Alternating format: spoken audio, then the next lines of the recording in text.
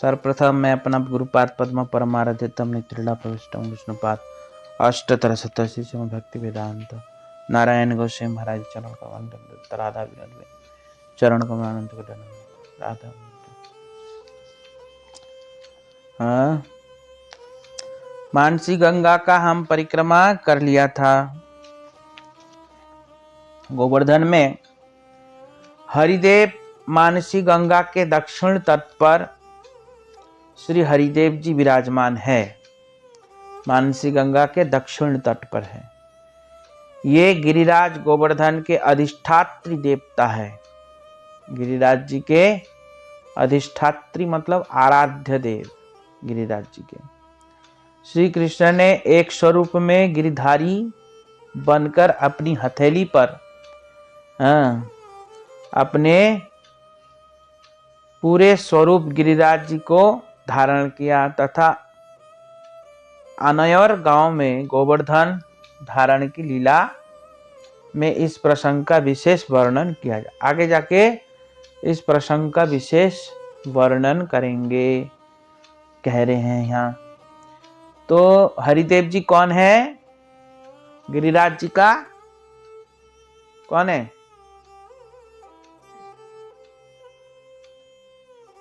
गिरिराज जी का आराध्य देव और ब्रह्म कुंड गोवत्स एवं ग्वाल वालों के अपहरण जनित अपराध को क्षमा कराने के लिए ब्रह्मा जी कृष्ण को प्रसन्न कर यहाँ उपस्थित हुए थे ब्रह्म कुंड में। तथा सामवेद के मंत्रों के द्वारा यह कृष्णा अभिषेक एवं स्तुति की अभिषेक का पवित्र जल ब्रह्मकुंड कहलाया, जिससे देवताओं के सहित ब्रह्मा जी ने स्नान किया। ब्रह्मा जी का जब अपराध हुआ कृष्ण के चरणों में, तो ब्रह्मा जी ने कृष्ण को कैसे प्रसन्न किया? ग्वाल वालों की तारीफ करके, गोप वधुओं की तारीफ करके, समस्त ब्रजवासी की तारीफ करके। तब भगवान जब खुश हुए तो खुश होने पर फिर क्या किया? ब्रह्मा जी गंगा जल से भगवान का सुंदर अभिषेक किया और अभिषेक किया तो उसे अभिषेक का फलस्वरूप ब्रह्मकुंड बना और उस ब्रह्मकुंड में ब्रह्मा सहित समस्त देवता स्नान किया भगवान के चरणामृत से।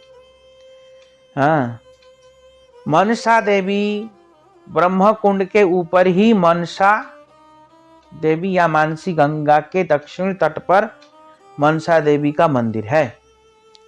मानसी गंगा के दक्षिण तट पे मनसा देवी का मंदिर देखा आपने? नहीं देखा? दक्षिण तट पे मनसा देवी मंदिर है। ये मनसा देवी कोई और नहीं, स्वयं योगमाया है। ये मनसा देवी कोई और नहीं है, साक्षात योगमाया पूर्णिमासी देवी।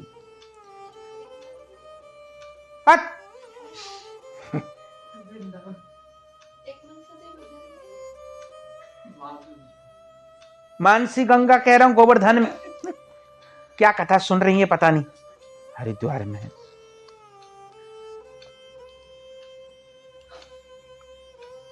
गोवर्धन में है।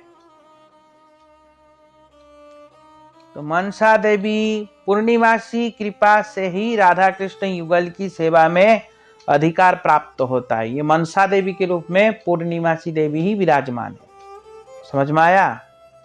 उनके कृपा की बिना वैष्णव होया नहीं जाता। इसलिए जोगमाया की कृपा के बिना ब्रज में कोई प्रवेश नहीं कर सकता। कोई वैष्णव जन मानसी गंगा देवी को मनसा देवी भी कहते हैं। जो मानसी गंगा देवी है उसको कोई वैष्णव लोग मनसा देवी भी कहते हैं। किसका? कोई कहते हैं, उनका नाम नहीं है। मानसी गंगा तो भगवान के मन से प्रकट हुआ, इसलिए उनका नाम मानसी गंगा है। समझ में आया? पर कोई मनसा देवी को मानसी गंगा भी कह देते हैं कोई, पर है वो मनसा देवी। कौन है? और मनसा देवी कौन है? जोगमाया पूर्णिमासी देवी। और पास में ही गो घाट है। श्री कृष्ण इस घाट पर गौओं एवं बछड़ों को जल पिलाते थे। हाँ, इसके लिए इसका नाम क्या है? गौ घाट। उसके पास में ही चक्र तीर्थ, मानसी गंगा के उत्तर में यह तीर्थ स्थित है। मानसी गंगा के उत्तर में चक्र तीर्थ है, जानते हैं? चक्र तीर्थ है जो चक्रेश्वर महादेव जी विराजमान है। जहां के कौन है? चक्रेश्वर महादेव जी विराजमान है। आजकल लोग उसको चक्रेश्वर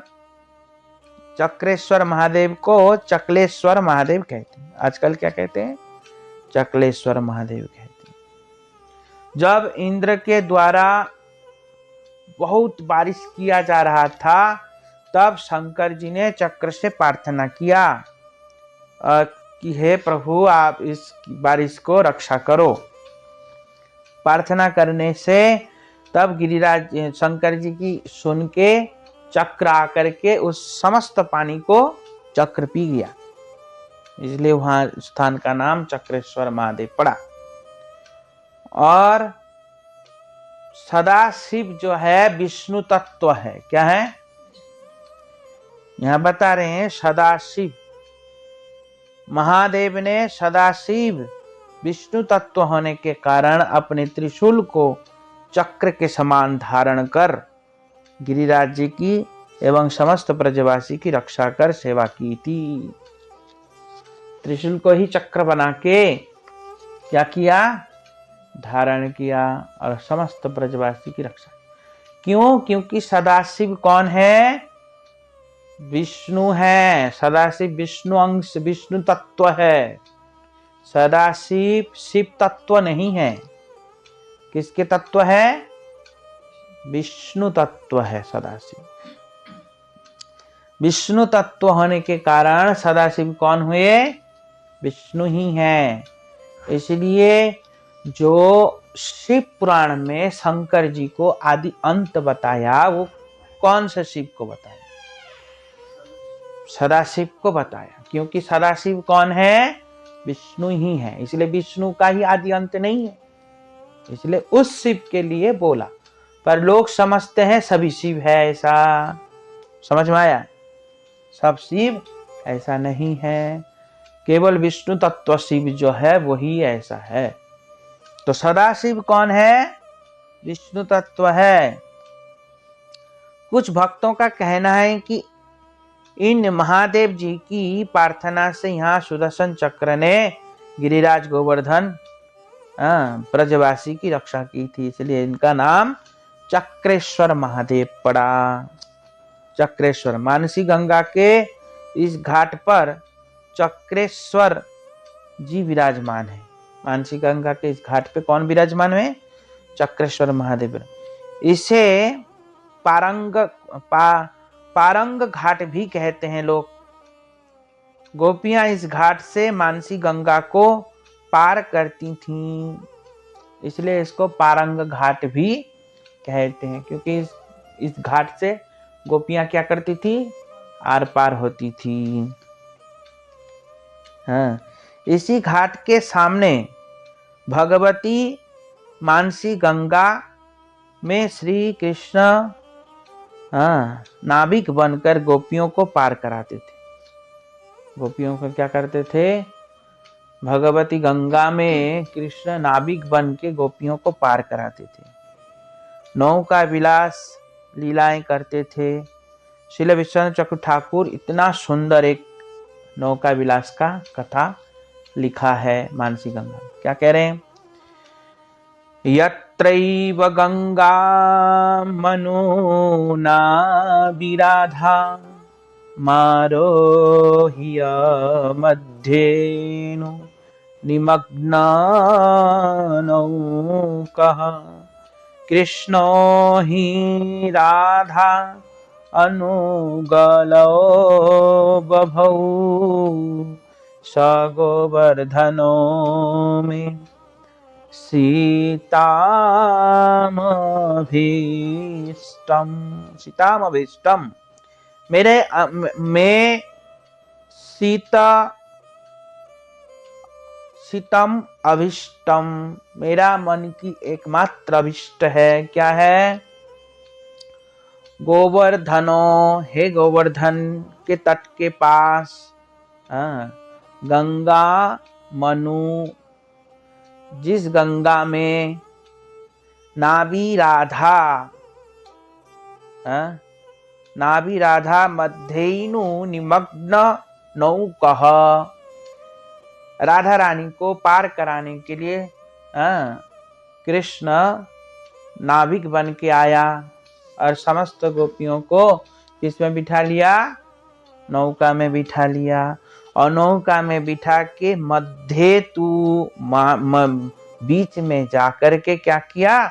नौका को बड़े जोर से ऐसे ऐसे करके हिला दिया। समझा? कृष्ण बीच में जाके जोर से ऐसे हिला दिया और इतना जोर से हिलाया, गोपियां सब एकदम उछल गईं, ऐसे उछल गई, इतना डर गई। और राधा रानी आकर के क्या किया? राधानुगलो, राधा रानी कृष्ण के गला पकड़ के आलिंगन पास करके एकदम डर गई। ऐसा हुआ, समझ में आया? इसी प्रकार जिस मानसी गंगा में ऐसा लीला हुआ हो, ऐसे मानसी गंगा के नजदीक, गोवर्धन के नजदीक, मेरा मन का अभिष्ट है कि मैं यहीं वास करूं। कौन कह रहे हैं? विश्वनाथ चक्रवर्ती ठाकुर कह रहे हैं। तो इसलिए ऐसा मुझे वास मिले, तो ऐसा ऐसा सुंदर सुंदर नौका विहार लीला ये सब कहाँ किया? मानसी गंगा में। श्री सनातन गोस्वामी पाद की भजन कुटीर भी यही है, चक्रेश्वर महादेव के पास। ये चक्रेश्वर महादेव के पास सनातन गोस्वामी पाद भजन करते थे। मच्छर बहुत परेशान करने लगे, बोलते यहाँ बाबा के पास बहुत मच्छर है, बाबा तो कोई फर्क नहीं पड़ता, बाबा तो पत्थर रूप में है, उनको मच्छर खाए चाहे डांस खा जाए उनको कोई, हमारा तो शरीर है ना ऐसा, हमको फर्क पड़ता है, इसलिए हम यहाँ पे रहेंगे नहीं, हम चले जाएंगे। सनातन गोस्वामी पाद ऐसे कहने लगे और जाने लगे। और जैसे जाने लगे, शंकर जी कहते अरे एक बूढ़ा ब्राह्मण का भेष बना के आए शंकर जी, और आके कहते हैं बाबा आप कहीं मत जाओ, यहीं रहिए, और यहाँ आज के बाद कोई मच्छर आपको परेशान नहीं करेगा। तो उसके बाद फिर मच्छर वहां कभी देखने के लिए मिला नहीं, पर आजकल काल क्रम से वहां भी मच्छर दिखने लगा, पर उस समय था नहीं जिस समय सनातन गोस्वामी पाद थे। तो वही है, ऐसे कह रहे हैं।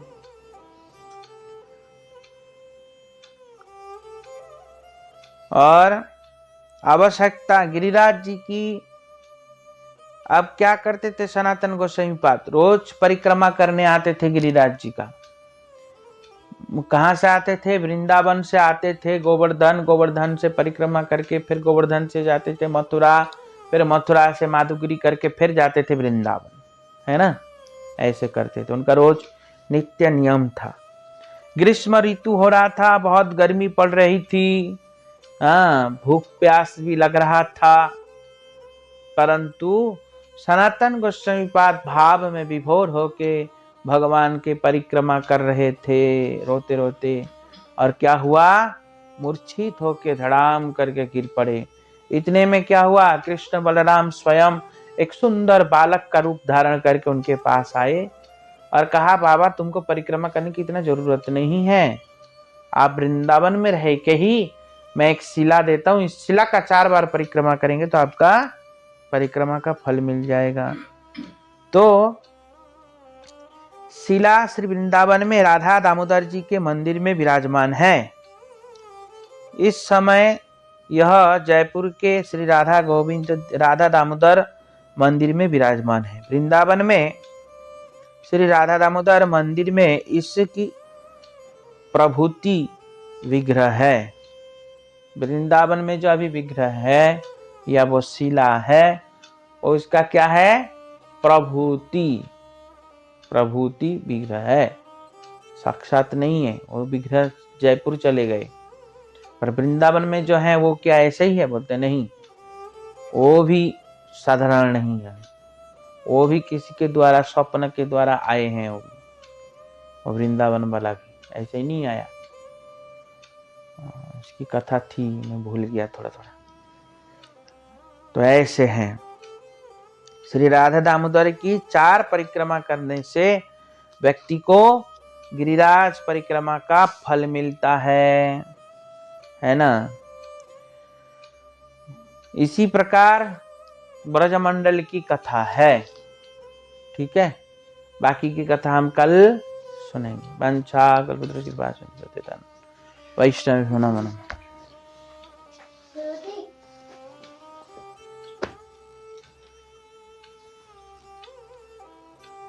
वही है।